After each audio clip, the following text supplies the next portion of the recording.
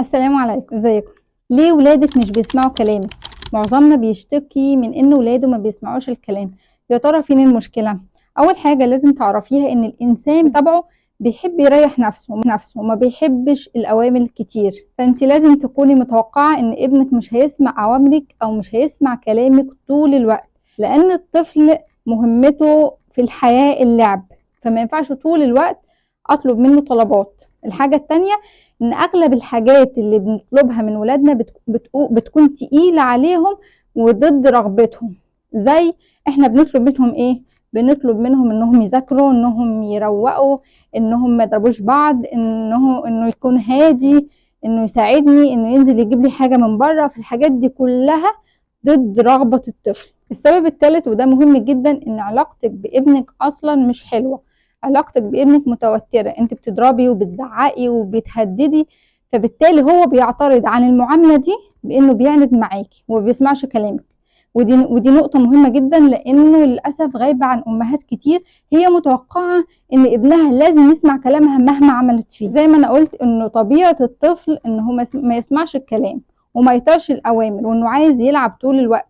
فايه اللي يخلي الطفل يسيب العابه ويسيب التلفزيون ويجي على نفسه وينفذ لك الطلب اللي انت عايزاه، الا لو كان هو فعلا بيحبك وعلاقتك بيه كويسه؟ دي فعلا الحاجه اللي هتخليه يجي على نفسه ويضحي ويقوم يعمل لك الحاجه اللي انت عايزاها.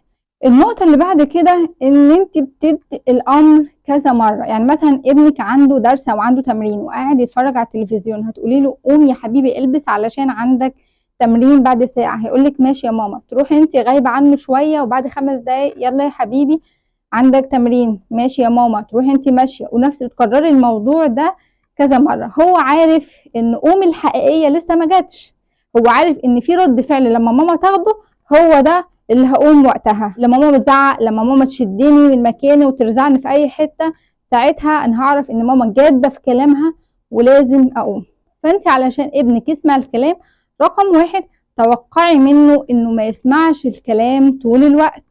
رقم 2، اعرفي ان هو طفل ومهمته اللعب، ما تطلبيش منه طلبات كتير طول الوقت. رقم 3، اختاري الوقت المناسب. ما ينفعش مثلا يبقى مندمج قوي في لعبة او مندمج قوي في كرتون وتقولي له لازم تقوم دلوقتي حالا تعمل الحاجة دي. قولي له حبيبي انا محتاجاك بعد الكرتون ما يخلص، او محتاجاك بعد ربع ساعة تعملي الحاجة دي. بنسبة كبيرة هيسمع الكلام. ادي فرصة لابنك يسمع الكلام. يعني انت قولي له انا محتاجاك تجيب لي الحاجه دي علشان الغدا، ممكن تنزل تجيبها؟ لو ما نزلش جابها خلاص اذا مفيش غدا. قوم اعمل الواجب او ذاكر. ما عملش الواجب او ما ذاكرش يبقى يتحمل العواقب، بان المستر عاقبه، المستر يعاقبه، بان ليه مكافاه مش هياخدها او ليه تحفيز بعد المذاكره هيتحرم منه. ادي فرصه لابنك انه يسمع الكلام ويتحمل عواقب عدم سماعه الكلام. الحاجه اللي بعد كده انه الابن بيبقى فاقد الحب والاهتمام والحوار في البيت، فبالتالي ما بيسمعش الكلام عشان انت تاخدي رد فعل اللي بتاخديه سواء زعيق او ضرب.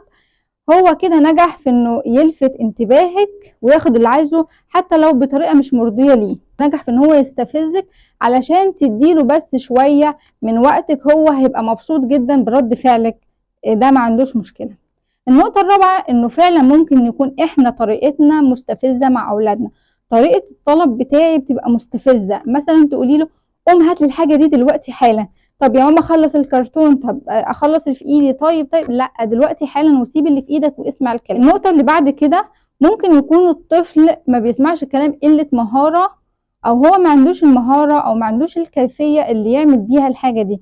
زي مثلا انت طلبت منه انه يروح يجيب حاجه او يعمل حاجه اول مره يعملها او اول مره يروح المكان ده، هو مش عارف يتعامل ازاي، فهتلاقيه قلقان وبيتلكك ومش عايز يروح وعمال يأجل ويقولك ماشي يا ماما هروح. طب ما فيش حد غيري، طب ابعتي حد غيري.